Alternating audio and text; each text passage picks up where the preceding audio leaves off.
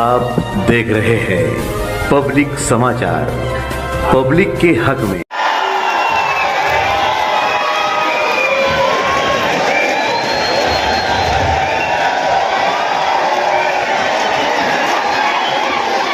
औज़ुबिल्लाहि मिनश्शैतानिर्रजीम, बिस्मिल्लाहिर्रहमानिर्रहीम, अस्सलामु अलैकुम वरहमतुल्लाहि वबरकातुहू।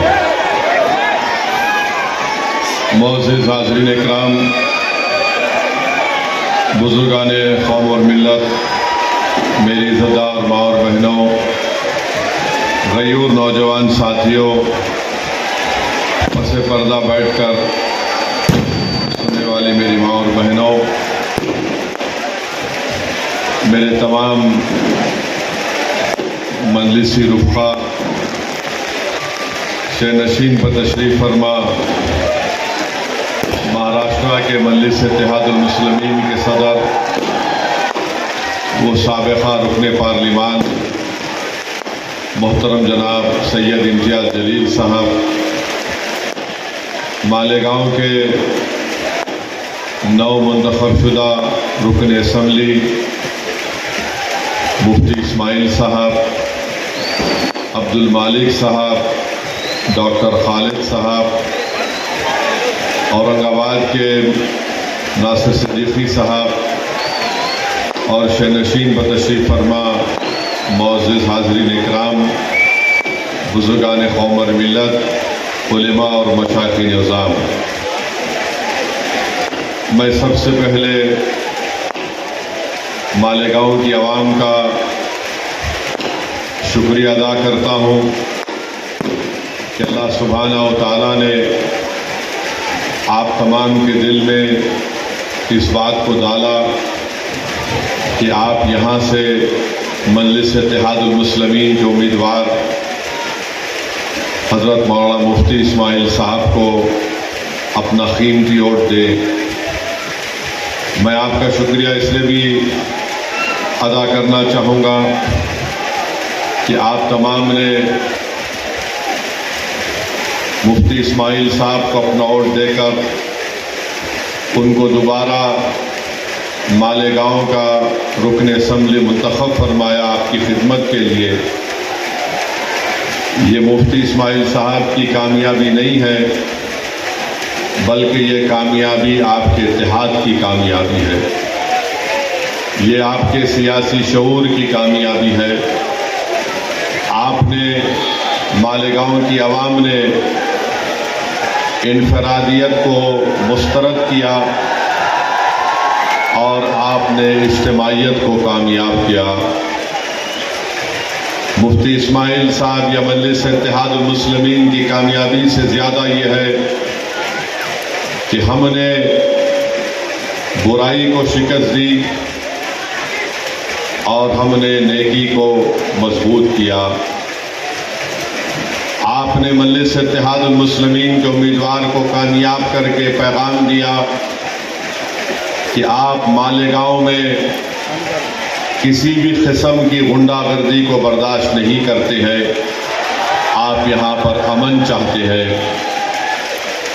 आपने अपने एक एक वोट को पतंग के निशान पर बटन दबाकर ये बता दिया कि हम बटन तो दबा रहे हैं पतंग के निशान पर, मगर हम नहीं चाहते कि जो बटन और पाउडर का कारोबार करने वाले लोग हैं, जो हमारे बच्चों की ज़िंदगियों को बर्बाद कर रहे हैं, हम उन लोगों को वोट नहीं देंगे। आपने बटन दबाया तो बटन बेचने वालों की अब नींद हराम हो चुकी है। मैं आप तमाम का वो पटाखे रोक दो भाई, वो पटाखे रुकवा दीजिए जरा।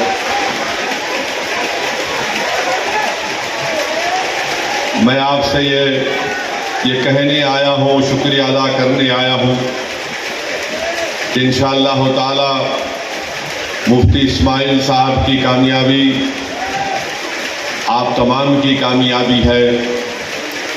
मैं अपनी आवाज़ के ज़रिए हमारी इज़्ज़तदार माँ और बहनों का भी शुक्रिया अदा करना चाहूँगा कि उन्होंने मजलिस इत्तेहादुल मुस्लिमीन से अपनी बेपनाह मोहब्बत और वाबस्तगी का सबूत देकर यहाँ पर उन्होंने इत्तेहाद को कामयाब किया। मजलिस इत्तेहादुल मुस्लिमीन के उम्मीदवार की कामयाबी इज्तिमाइयत की कामयाबी है। जो लोग इलेक्शन लड़ रहे थे मुफ्ती इस्माइल साहब के ख़िलाफ़, वो ये समझ रहे थे कि हमको इलेक्शन जीतना इसलिए ज़रूरी है कि हमको अपनी ताकत में इजाफ़ा करना है ताकि हम अपने मालेगांव के गरीब आवाम पर जुल्म कर सकें। वो इलेक्शन दौलत की बुनियाद पर इसलिए लड़ रहे थे क्योंकि उनको ये उम्मीद थी कि हम दौलत कमा लेंगे जीतने के बाद। बहरहाल मेरे अजीज़ दोस्तों और बुज़ुर्गों, मैं आप तमाम को सलाम करता हूँ। मजलिस इत्तेहादुल मुस्लिमीन के तमाम ज़िम्मेदारों को, अरकान का शुक्रिया अदा करता हूँ और उन तमाम लोगों का भी शुक्रिया अदा करता हूँ जो खामोशी के साथ मजलिस इत्तेहादुल मुस्लिमीन के उम्मीदवार की कामयाबी के लिए बहुत मेहनत किए, जुस्तजू किए, अपने रातों की नींद को बर्बाद किया और मुफ्ती इस्माइल साहब और मजलिस इत्तेहादुल मुस्लिमीन को यहाँ से कामयाब और कामरान किया। अब हम मुफ्ती इस्माइल साहब से भी गुजारिश करते हैं कि मुफ्ती इस्माइल साहब बहैसियत रुकन असम्बली मालेगांव में जो गुंडागर्दी करने की कोशिश करेगा, मुफ्ती इस्माइल साहब गुंडागर्दी को यहाँ से ख़त्म करेंगे।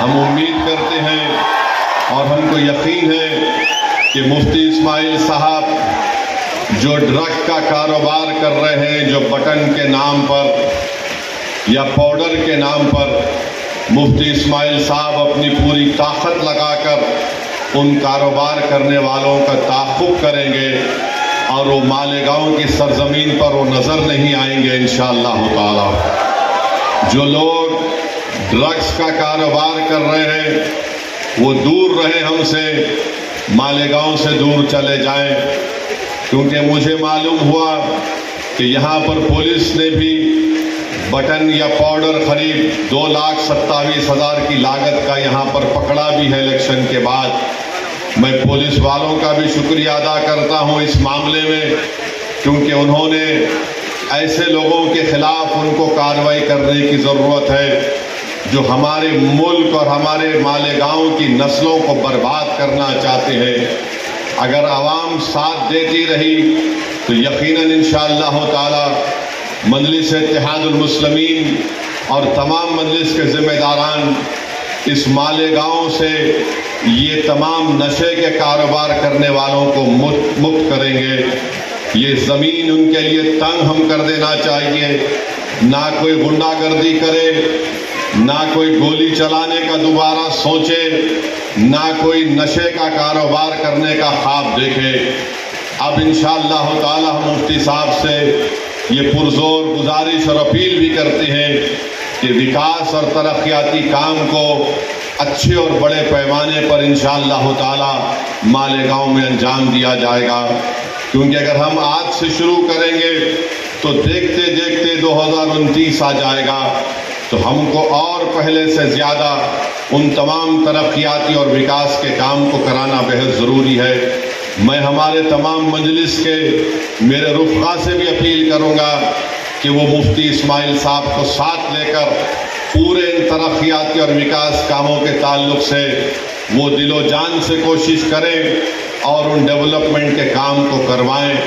आज हमारी मुलाकात पावर लूम के ज़िम्मेदारों से हुई है, उन्होंने अपने मसाइल हमको बताए हैं। इंशाअल्लाह ताला मैंने उनको कहा है कि मैं दिल्ली जाकर पूरी कोशिश करूँगा कि किस तरीके से मरकज़ी हुकूमत से हम नुमाइंदगी करके पावर लूम के लोगों को जो सहूलतें मिलनी चाहिए उसके लिए मैं आवाज़ उठाऊंगा पार्लियामेंट में, और इंशाअल्लाह ताला हम मरकज़ी हुकूमत से नुमाइंदगी भी करेंगे। यहाँ पर जो ज़िम्मेदार हमसे मुलाकात किए उन्होंने बताया कि यहाँ पर MSEDCL, MDS मीटर और tender B1, B2, registrar, price stamping, UDCPR, GIS, CETP, ACB, BOMS, RTO और इस तरह के एक लिस्ट दी है जो यहाँ पर ज़ेर तकमील काम है। मुफ्ती इस्माइल साहब को भी उन्होंने वो मेज़र दिया है। हम भी मुफ्ती इस्माइल साहब को तंग करते रहेंगे ताकि वो पूरी कोशिश करें। महाराष्ट्र में एक नई हुकूमत बनने जा रही है। हम महाराष्ट्र की नई हुकूमत से भी उनसे भी हम लोग मुतालबा करेंगे, नुमाइंदगी करेंगे कि मालेगांव में भी पूरे तरक्याती काम को अंजाम दिया जाए। मालेगांव में भी जो महाराष्ट्र के दूसरे इलाकों में अगर डेवलपमेंट और तरक्याती काम होती है तो मालेगांव में भी उसका हिस्सा होना चाहिए। मुझे यकीन है कि मुफ्ती इस्माइल साहब एक तजुर्बेकार रुकन असम्बली हैं, वो ज़रूर आपके मालेगांव के इंसाफ के लिए, मालेगांव की तरक्की के लिए पहले से ज़्यादा आपकी बार ऐवान असम्बली में जाकर यहाँ की आवाम की आवाज़ को और यहाँ की आवाम की ज़रूरियात की तकमील के लिए इंशाअल्लाह पूरी कोशिश करेंगे। जो लोग हमको वोट नहीं दिए, मैं उनका भी शुक्रिया अदा करना चाहता हूँ और हमारे लिए ये बहुत बड़ा एक मौका है कि जो हमको वोट नहीं दिए, हम अपने अच्छे काम के ज़रिए उनको दिल को जीते ताकि वो आइंदा 5 साल के बाद बड़ी तादाद में आकर मजलिस इत्तेहादुल मुस्लिमीन के हक़ में अपना वोट दे। जमहूरियत है, आप किसको वोट देना चाहते हैं, नहीं देना चाहते हैं, आपका इख्तियार है। मगर जो प्रोपेगेंडा यहाँ पर किया गया था, जो अज़बियत के मज़ाहरे यहाँ पर किए जा रहे थे, जो यहाँ पर एक नंगा नाच हो रहा था तशद्दुद का, गुंडागर्दी का, ड्रग्स के कारोबार का, मैं आपको सलाम करता हूँ लाखों बार कि आपने उन तमाम ताकतों को मुस्तरद किया और हमारी कोशिश ये होगी कि हम आपके भरोसे पर उतरें। इंशाअल्लाह ताला हम पूरी कोशिश करते रहेंगे कि आपकी जो तकलीफ़ है, आपके जो मसाइल हैं, आपके रुकन असम्बली मुफ्ती इस्माइल साहब और मजलिस के ज़िम्मेदारान ये पूरी कोशिश करके आपके मसाइल को हल करवाएंगे। मेरे अजीज़ दोस्तों और बुज़ुर्गों, मैं साथ ही साथ ये भी कहना ज़रूरी समझता हूँ कि मेरे छोटे भाई जनाब सैयद इम्तियाज़ जलील साहब, नासिर सिद्दीकी साहब को औरंगाबाद से कामयाबी नहीं मिली। आपको याद होगा कि मैं पुकार कर आपसे कह रहा था कि हमको हमेशा नुकसान अपनों से हुआ है, गैरों से नहीं हुआ है। आज औरंगाबाद में अगर चंद वोटों से इम्तियाज़ जलील साहब की कामयाबी नहीं हो सकी तो आप उठा कर देख लीजिए कि जो बीजेपी के इशारे पर इलेक्शन लड़ रहे थे, जिनको पूरी मदद दी गई थी बीजेपी की तरफ से, जिनका मकसद एक ही था कि महाराष्ट्र की विधानसभा में सैयद इम्तियाज़ जलील और नासिर सिद्दीकी ना जाएं, मगर औरंगाबाद की आवाम ने ये देख लिया कि कौन उनका हमदर्द है और कौन उनका दुश्मन है। जो चेहरे बहुत छुपे हुए थे, इलेक्शन ने उन तमाम चेहरों को औरंगाबाद के अवाम के सामने बेनकाब कर दिया। जो बड़े अपने आप को मुत्तकी और परहेजगार दिखाते थे, मगर उनके चेहरे मालूम हो गए कि कितने दागदार उनके चेहरे हैं कि उन्होंने अपने ज़मीर को बीजेपी के चौखट पर उसको बेच दिया। ये कभी औरंगाबाद की आवाम भूल नहीं सकती।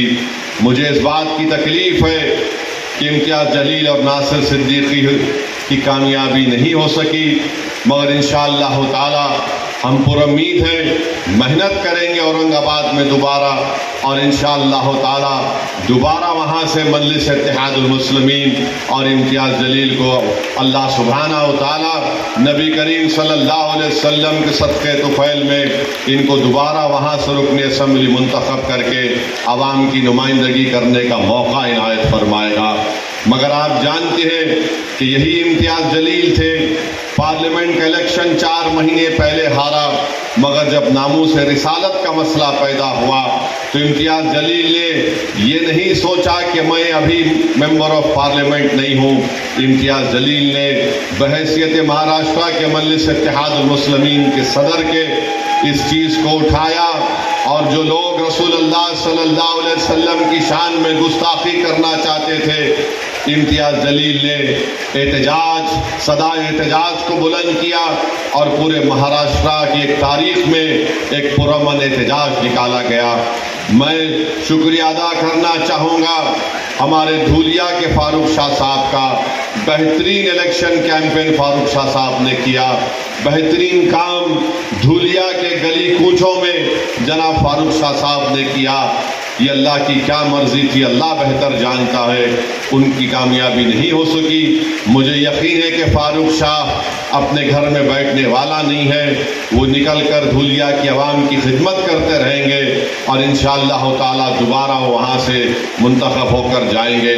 मुझे अफसोस इस बात का है कि शोलापुर से फारूक शाबदी पिछले 3 साल से मेहनत कर रहे थे। बहुत कुर्बानियाँ फारूक शाबदी ने दी। उनके घर में उनके बेटे की तबीयत ख़राब हो गई, बहुत तबीयत इतनी ज़्यादा ख़राब हो गई थी, उसके बावजूद भी फारूक शाबदी कभी बम्बई में अपने बेटे के इलाज के लिए, तो जैसा तबीयत अच्छी होती दौड़कर शोलापुर को फारूक शाबदी आ जाते।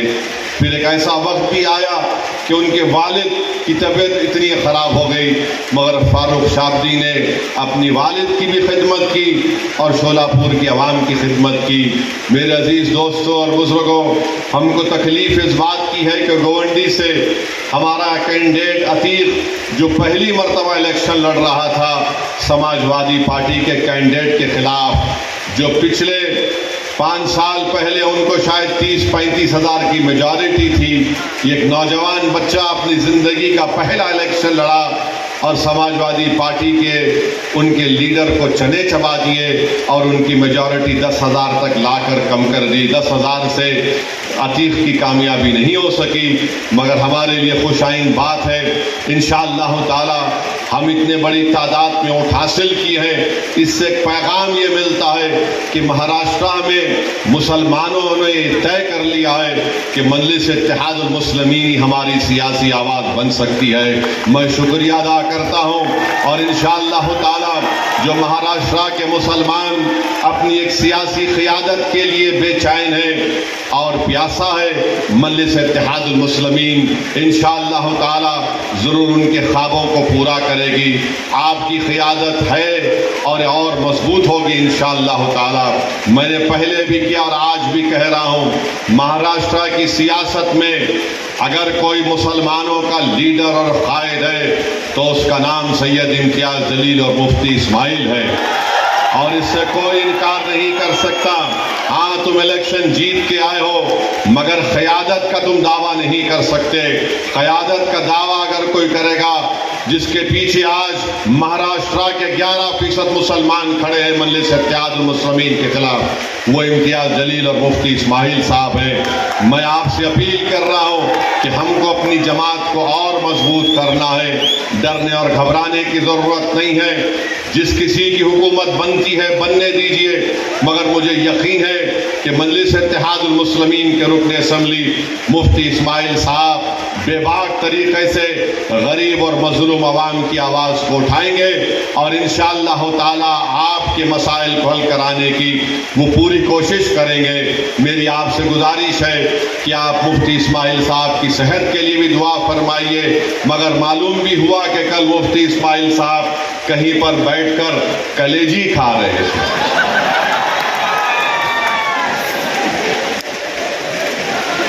अब ये कलेजी खा रहे थे तो किसी के गुर्दे में दर्द हो गया। यानी किसी का दिल रखने के लिए मुफ्ती साहब बोले ला दे दे, थोड़ा चख लिए, नहीं कलेजी खाए, आप कैसा तबीयत अच्छी हो गई। अरे भाई, तुम्हारे कलेजे को क्या हुआ, तुम्हारे दिल को क्या हुआ, उसको साफ कर लो, तुम्हारे कानों को साफ कर लो और इस बात को यकीन कर लो कि अब तुम्हारी गुंडागर्दी चलने नहीं देंगे इंशाअल्लाह। हमारी कोशिश ये होगी कि मालेगांव में और इत्तेहाद मजबूत हो। तुमने जो हर घर में मालेगांव में दीवार उठाने की कोशिश की, उन छोटी छोटी दीवारों का सदुद्दीन ओवैसी बुनियाद के साथ उखाड़ कर हम फेंक देंगे इंशाअल्लाह ताला। हम अपने घर में दीवार को उठने नहीं देंगे, हम अपने मसाजिद में और इख्तिलाफात को फ़रोग़ नहीं देंगे। ये आपको और हमको तय करना है मेरे अजीज़ दोस्तों और बुज़ुर्गों। तीसरी अहम बात जो मैं आपके सामने अर्ज़ करना चाह रहा था, आज औरंगाबाद में मीडिया के लोगों ने मुझसे पूछा कि आरएसएस के सरसंघचालक मोहन भागवत ने यह कहा कि किसी भी आबादी का पॉपुलेशन गिरना खतरे की बात है, और उन्होंने कहा कि कम से कम 3 बच्चे पैदा करो। और मीडिया ने मुझसे कहा कि आप इस पर कोई तबसरा करिए। तो मेरे अजीज दोस्तों और बुजुर्गों, हमारे मीडिया के लोग भी हैं, और माशाल्लाह से पुलिस आज फिर नोटिस दी मेरे को। तो खैर, कानून के दायरे में रहकर हम हमेशा बात करते आए और इंशाअल्लाह बात करते रहेंगे। मोहन भागवत ने कहा कि 3 बच्चे पैदा करो। मोहन भागवत साहब, आप लोग कब शादी कर रहे पहले बता दो। अब 3 बच्चे पैदा करो बोल रहे। अब आपकी और हमारे कानों ने बरसों से हम सुन रहे, पिछले 10 साल से खास तौर से खुद प्राइम मिनिस्टर वजीर आजम नरेंद्र मोदी ने पार्लियामेंट इलेक्शन के दौरान राजस्थान में कहा था कि हमारे हिंदू बहनों के गलों से मंगलसूत्र उतारकर उन महिलाओं को दिया जाएगा जो ज्यादा बच्चे पैदा करते हैं। वजीर आजम का इशारा मुस्लिम खवातीन पर था। अब मोहन भागवत को कहना पड़ रहा है कि बच्चे ज्यादा पैदा करो। मोहन भागवत साहब, आप 3 बोल रहे, मेरे को 5 है।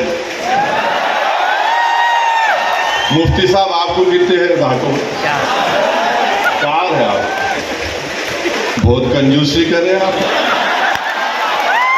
इसमें भी कंजूसी कर रहे हैं मुफ्ती साहब। नहीं, गलत नहीं लेना, नहीं तो दूसरा मतलब निकालेंगे तुम लोग।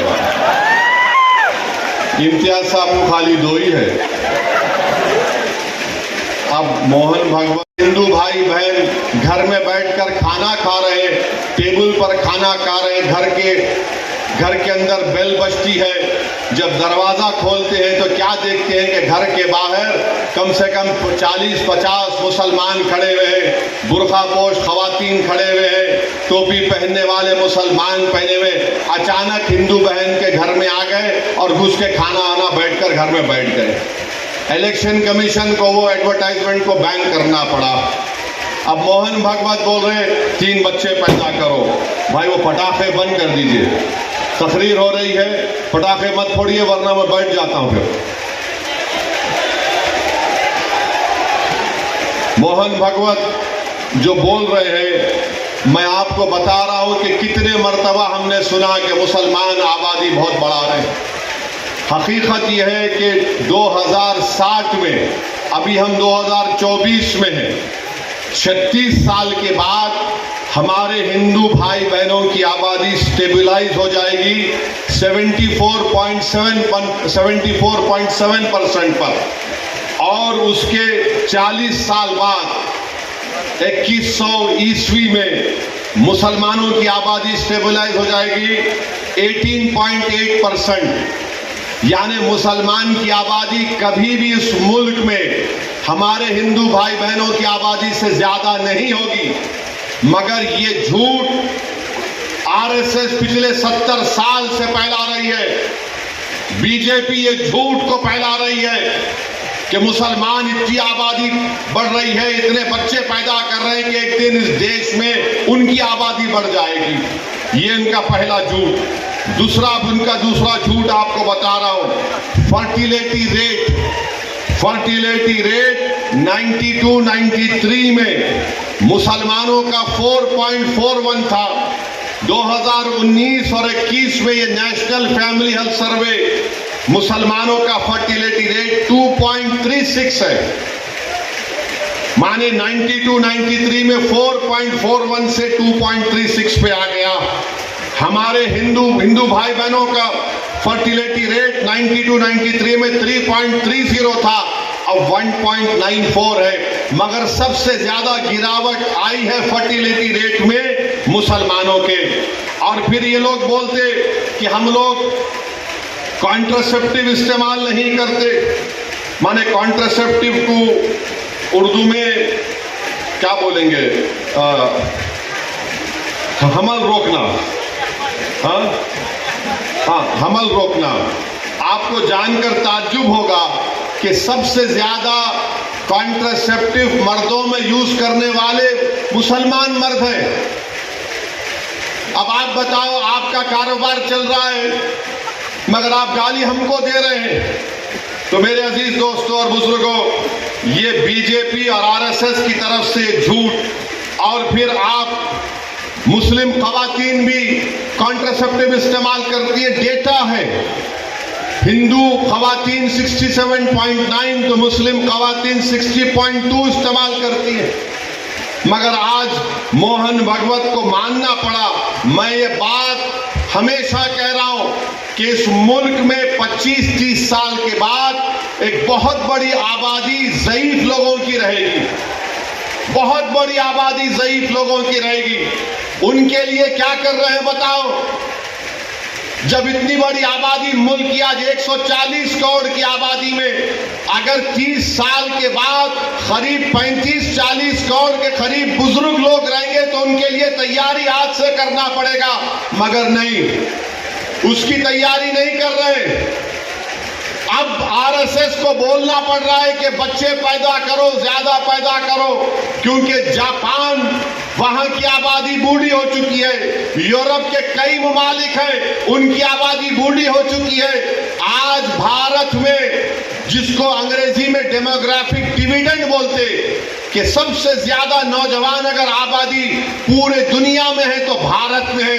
मगर नरेंद्र मोदी उन नौजवानों को रोजगार देना, उन नौजवानों को जाकर बोलना मालेगांव में तुम्हारे पावर लूम की इंडस्ट्री को अच्छा करेंगे, तुम यहां पर काम करो, यहां के पूरे महाराष्ट्र की इकोनॉमी को प्रमोट करना, कुछ नहीं। मुल्क में इंडस्ट्रीज को कायम करना, कुछ नहीं। मुल्क में रोजगार की स्कीमों को नाफिज करना ताकि नौजवानों को रोजगार मिल सके, कुछ नहीं। जो नौजवान आर्मी एयरफोर्स में जाता था, जिसके लिए विखार की बात समझी जाती थी, नरेंद्र मोदी ने कहा 4 साल अग्निवीर करो और 4 साल के बाद तुमको 15-20 लाख मिलेंगे, चले जाओ। कुछ नहीं प्लानिंग है। 30 साल के बाद सबसे ज्यादा बुजुर्गों की आबादी भारत में रहेगी। अब मोदी क्या कर दिए, बीजेपी आरएसएस क्या कर दिए, एक ही काम पे लगा दिए सबको, जाओ गड्ढे खोदो, देखो अंदर से क्या निकलता। जाओ मस्जिद में गड्ढा खोदो, उसमें से अलाउद्दीन निकलते नहीं निकलते देखो। हर जगह पर जहां भी जाओ बस गड्ढा खोदो, सर्वे नहीं। यहां पर कुछ था, कब था रे भाई? नहीं, 500 साल पहले था। अम्मा, तेरे को कैसे मालूम 500 साल पहले था? नहीं था, हम सुने। अरे हम भी सुने, नहीं था, क्या करेंगे तुम? संभल की मस्जिद आप बताइए, 500 साल पहले वहां पे मस्जिद नहीं थी। अरे मेरे भाई, 500 साल पहले अगर तुम जाओगे तो मैं तुमको 2000 साल पहले लेके जाऊंगा। जैन और बौद्ध मजहब के लोग भी खड़े होकर बोलेंगे यहां पर भी हमारी मजहब इबादत गाहें थे। हम भारत को विकसित भारत बनाना चाहते हैं, नहीं बनाना चाहते, मगर भारत को 500 साल पीछे लेके जाना चाहते हैं। अरे वो मुल्क, वही मुल्क ताकतवर बनेगा जो आगे देखेगा, मगर नहीं। नरेंद्र मोदी 1526 पे नजर है। अरे मोदी नजर रखो, विकसित भारत का तो तुम नाम लेकर झूठ बोलते हो। अरे तुम नजर रखो कि 70 साल के बाद इस देश में क्या होगा, इस देश में गरीबी कितनी बढ़ जाएगी, मगर उसके बारे में फिक्र नहीं। संभल की मस्जिद का मसला खड़ा कर दिए। और क्या मसला है संभल की मस्जिद का? कोई रुक जाओ भाई, वो कुर्सियां छोड़ दीजिए, कुर्सियां भाई डिस्टर्ब मत करिए, थोड़ी देर के लिए सुनिए। रुक जाइए भाई, जो कौन है थोड़ी देर के लिए रुक जाइए। संभल की मस्जिद में जो लोग कोर्ट को गए, वो कोर्ट में ये बोलकर गए कि हमको मस्जिद के अंदर जाने का परमिशन मिले। अब आप बताइए, कोई हम किसी को रोकते, कोई मस्जिद में आना चाह रहा है तो आइए, आदाब को मलूज रखकर मस्जिद में आइए। मगर प्रेयर ये है, मुतालबा कोर्ट से कि अंदर आने का मौका मिले। और फाजिल जज साहब माशाल्लाह आर्डर दे दिए सर्वे का, माने कोर्ट मस्जिद संभल की मस्जिद चंदोसी मस्जिद से 45 किलोमीटर दूर है। 1.5 घंटे में आर्डर लेकर आ गए और वहां पर पुलिस मौजूद है। शाम में 6 बजे सर्वे होता है, फिर उसके बाद इतवार के दिन सर्वे होता है, और फिर जब दूसरा सर्वे जिसका कोई कानूनी मौक़िफ़ नहीं है सर्वे हुआ तो फायरिंग हुई। फायरिंग में 5 लोग शहीद हो गए। उसमें एक 17 साल का बच्चा जो प्लास्टिक के खिलौने बेचता था, उसके सीने पे गोली लग गई। 5 के 5 को, 4 को सीने पे गोली लगी, 1 को पीठ पर गोली लगी। और मारने वाले बोलते हम नहीं मारे, कट्टे से मारे। अरे क्या कोई अजिन्नात आके गोली मार के चले गए?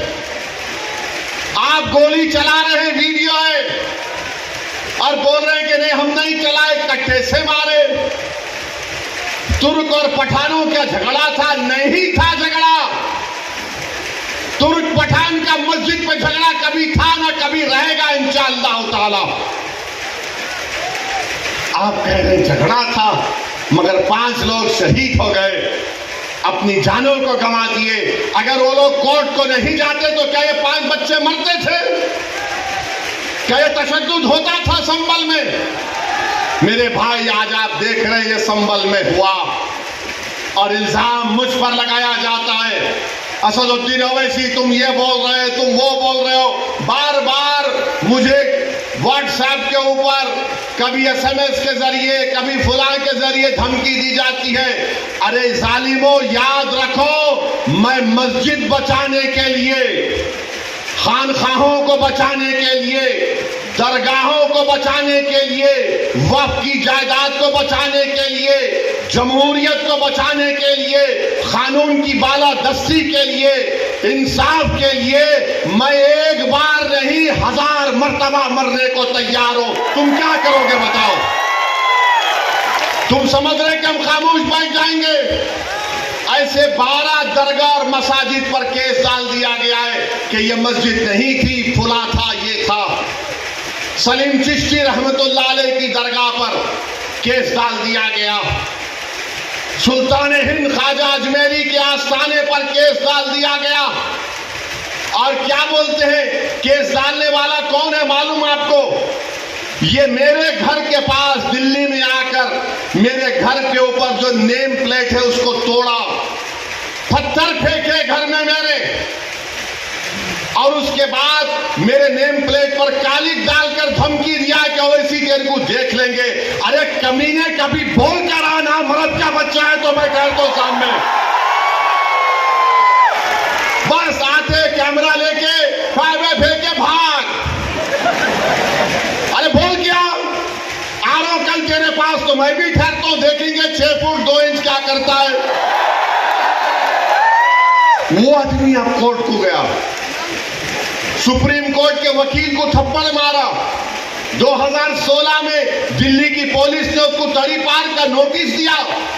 वो कोर्ट में केस डाल रहा है कि ख्वाजा अजमेरी का आस्थाना नहीं है, वहां पर कोई और जगह थी।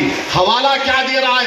1901 की किताब, 1901 की किताब का भरोसा करेंगे या फिर 13वीं सदी की किताब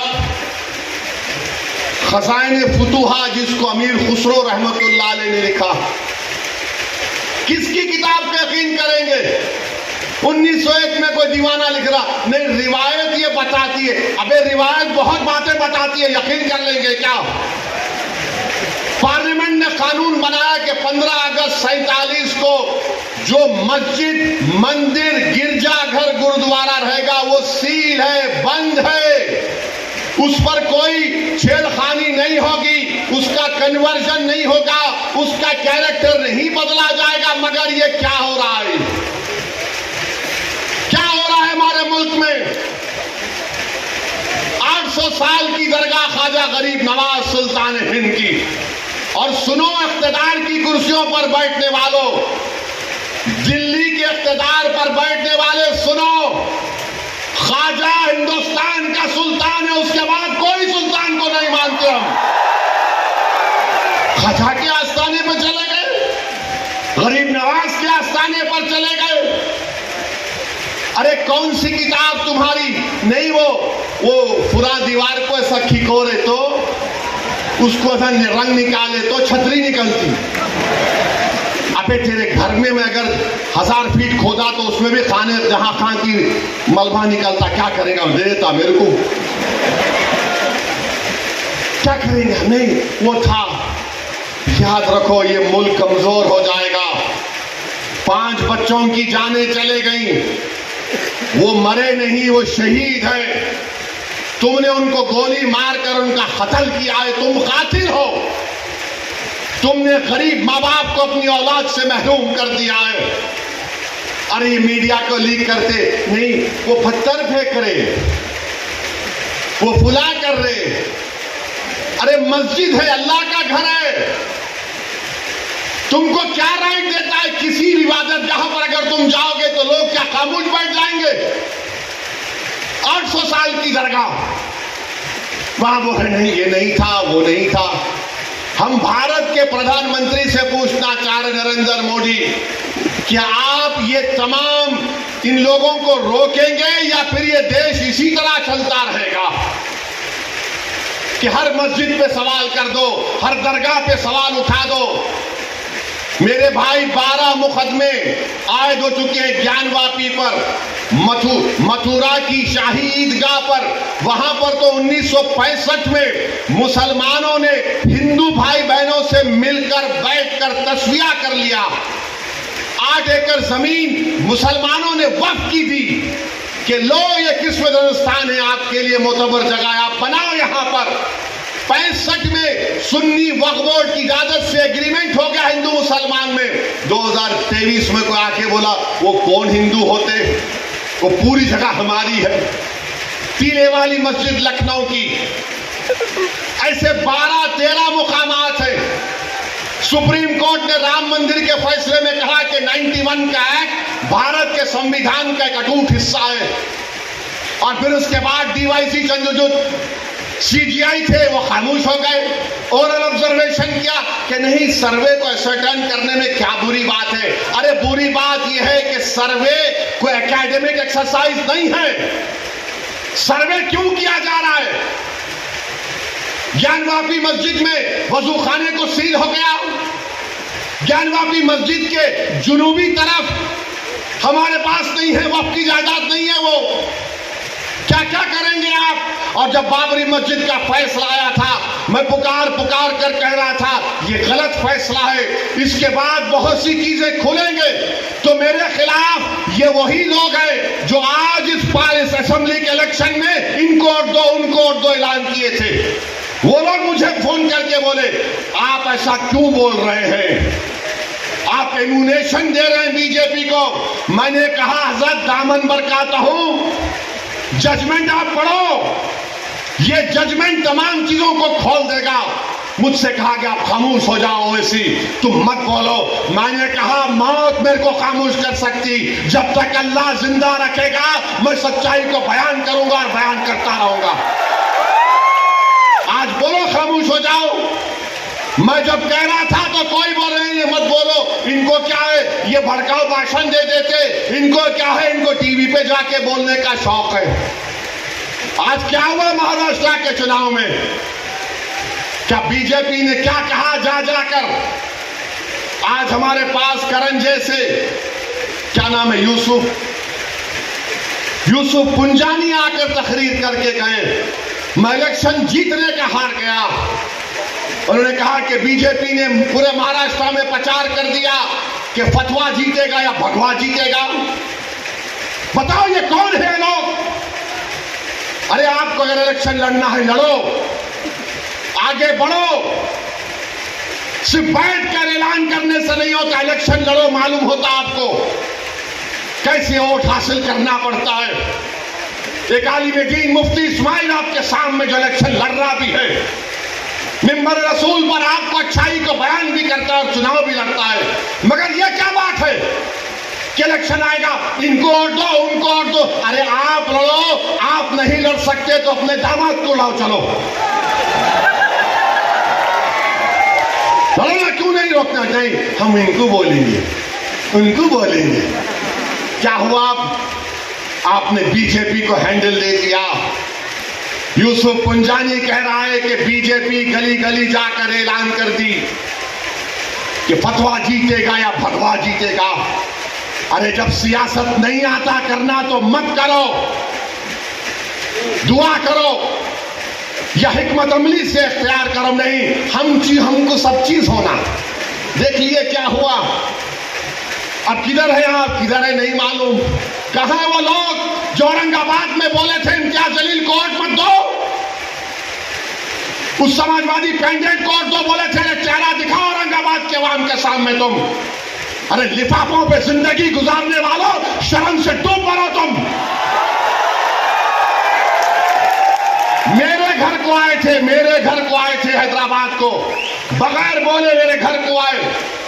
मैं वक्फ की बिल की मीटिंग में जा रहा था, पलट मेरा गार्ड फोन करा के साहब इतने लोग आए, मिला। घर पे आए तो मैंने कहा कि मेरा घर इतना बड़ा नहीं है, आप लोग 20 लोगों को ले लीजिए। 20 लोगों को बिठाया, वो बात करे, मैं बात करा, लेटर लिख के दिए, इनको टिकट दो, मतलब मैं गौर करूंगा। फिर जाने से पहले मैंने अल्लाह के वली के अंग्रेजी कुरान का तर्जुमा जो तुर्की का छपा हुआ है, उसकी 4 कॉपियां जिम्मेदारों को दिया कि आप मेरे घर को आए, ये अल्लाह के वली की कुरान का तर्जुमा है। एक एक के हाथ में दिया तो औरंगाबाद जाके बोले हम घर को गए थे, हमारे को चाय तक नहीं पिलाए। अरे आप पहले से बोल देते तो नान खलिया खिला देता मैं आपको। मेरे को नहीं मालूम था कि तुम मेरे घर को खाना खाने आ रहे। अरे तुमको कुरान करीम दिया ना हाथ में, अल्लाह का कलाम तुम्हारे हाथ में दिया, तुमको उसका भी लिहाज नहीं है और तुम दावा करते हो कौन का। बहुत बोल सकता हूं, याद रखो मेरी जबान को लगाम नहीं है, तुम्हारा घर से निकलना महाल कर दूंगा मैं यहाँ पे।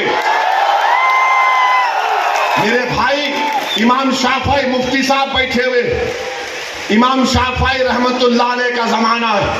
एक दौलतमंद ने कहा कि अगर अल्लाह मेरे को बेटी देगा तो जब उसकी शादी करूंगा दीन और दुनिया की दौलत उसको दूंगा। जब बेटी की शादी का मौका आया, उलमाए कराम के पास गया। उलमाए कराम ने कहा कि नहीं, तू नहीं दे सकता, दीन और दुनिया की दौलत तो कैसे देगा, तेरी कसम गलत हो गई। इमाम शाफई के पास गए, इमाम शाफई बोले बहुत आसान है। इमाम शाफई रहमतुल्लाह अलैह ने कहा तेरी बेटी की शादी कब है? उसने कहा फला दिन है। बोले मैं आ रहा हूं, चला जाओ। इमाम शाफई पहुंचे, इमाम शाफई रहमतुल्लाह अलैह ने कहा कि आसान है। वो बोला कि हज़रत शादी तो हो गई, क्या है बताओ।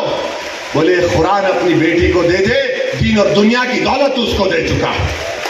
मैं उनको दिया, 4 कुरान दिया उनको और बोल के दिया कि आप मेरे घर को आए, मुझे पता नहीं है, मैं वकीलों की मीटिंग में जा रहा था, पलट कर आया आपके लिए, ये कुरान करीम का तोहफा आपको दे रहा हूं। अरे तुमको ओवैसी से मजलिस से नफरत है, मगर कुरान करीम की तो अजमत का तुम लिहाज रख लेते। मैं ये बात इलेक्शन में बोल सकता था मगर खामोश बैठे रहा, मगर आज मजबूरन बोलना पड़ रहा है। याद रखो, तुम लोग जो काम कर रहे हो ना, तुम महाराष्ट्र के मुसलमानों को ना सिर्फ कमजोर कर रहे हो बल्कि तुम उनकी आवाज का गला घोंट रहे हो। अरे तुम इलेक्शन लड़ो, हम तुम्हारी तारीफ करने को तैयार। कब तक तुम ये सियासत करोगे कि उन्हें बोल दिया इन्हें बोल दिया? जिसको तारीफ किए औरंगाबाद में वो खाली 5000 वोट लिया, 5000 वोट लिया। नासिर के खिलाफ कितने वोट लिया उन्होंने? 10,000 वोट लिया और नासिर हारे 8,000 वोट से। जो जिसकी तारीफ का ऐलान किया वो 5,000, इम्तियाज जलील हारे 1100 वोट से। धूलिया से फारूक शाह के खिलाफ आपने ऐलान किया, वो 10,000 पे निपट गया। फारूक शाह 70,000 वोट लिए, सिर्फ 1700 वोट लिया वो जालिम, सिर्फ 1700 वोट लिया। फारूक शाह 70,000 वोट लिया। अतीक को आपने तारीफ नहीं की, किसी और को बोल दिया। अरे क्या कर रहे हो तुम लोग? मत करो। तुम्हारा एहतराम और तुम्हारी अजमत हम करते हैं, मगर आप जो काम कर रहे हैं वो मुसलमानों के हक में नहीं कर रहे हैं। आपने हैंडल दे दिया बीजेपी को, बीजेपी ने पूरा प्रचार कर दिया और क्या नतीजा निकला आज आप देखो। कल ये बीजेपी की सरकार अगर कुछ करेगी तो कौन आके लड़ेगा? आप आएंगे रोड पे? यही इम्तियाज जलील, यही फारूक शाह, यही मुफ्ती इस्माइल, यही नासिर सिद्दीकी, यही फारूक शाब्दी, यही वारिस पठान मैदान में उतर के मुकाबला करेंगे। मेरे भाई पहचानो इन लोगों को। मैं नहीं बोलना चाह रहा था मगर आज मैं जरूरी है सच्चाई को बयान करने के लिए कह रहा हूं। बहरहाल मेरे अजीज दोस्तों और बुजुर्गों, अपने मस्जिदों को आबाद रखो। जो लोग मस्जिदों को छीनना चाहते हैं उसका जवाब क्या है? अपनी मस्जिदों को भरे करो। तुम्हारे जुमे की नमाज फजर की नमाज में उतनी तादाद होनी चाहिए। तुम्हारी मगरिब की जमात में जितने लोग होते उतना शहर में होना चाहिए। दरगाहों को आबाद रखो, खानखाओं को आबाद रखो। दरगाह और खानखाओं पर अल्लाह के नाम पर दिल पर ज़रब मारते रहो। डरने और घबराने की जरूरत नहीं है। जो ताकतें मस्जिदों को छीनना चाहती हैं, अल्लाह कुरान में फरमा दिया ये सबसे बड़े जालिम हैं, ये सबसे बड़े जालिम हैं। अब ख्वाजा अजमेरी के आस्थाने तक आप पहुंच गए, सलीम चिश्ती के आस्थाने पर पहुंच गए। याद रखो जालिमों, ये वो सूफिया इकराम है जो बादशाहों की तरह दौलत नहीं थी। ये वो वली अल्लाह और खुतुबुल वक्त है जो फटे हुए कपड़ों पर बैठकर हुकूमतों को अल्लाह की बारगाह में दुआ करके बदला देते हैं। जो फटे हुए कपड़े पहनकर वो जिनके पास खाने को नहीं था मगर अगर वो कसम खा लेते तो अल्लाह उनकी कसम को पूरा कर देता। तुम ख्वाजा अजमेरी के आस्थाने पर चले गए, तुम सलीम चिश्ती के आस्थाने पर चले गए, तुम मस्जिदों पर चले गए। अब तुमको इंशाअल्लाह ताला शिकस्त होगी, इनको शिकस्त होगी। आप देखना, अरे ख्वाजा का आस्थाना आबाद है। मुगल खत्म हो गए, ख्वाजा का आस्थाना आबाद है। अंग्रेज खत्म हो गए, ख्वाजा का आस्थाना आबाद है। अरे जालिम का जालिम आकर चले गया, ख्वाजा का आस्थाना आबाद है। हमारे मदरसे, कई वजीर आजम को देखे, मदरसे आबाद। अल्लाह का घर आबाद रहेगा। और अल्लाह के घर को आबाद कौन करेगा? जो अल्लाह पर भरोसा करता है और किसी से नहीं डरता सिवाय अल्लाह के और आखिरत पर भरोसा करता है। तो नौजवानों, अपने इबादतगाहों को मजबूत रखिए, उसको आबाद रखिए। आपका फिर से शुक्रिया बहुत बहुत। वाखिर दावा अल्हम्दुलिल्लाहि रब्बिल आलमीन।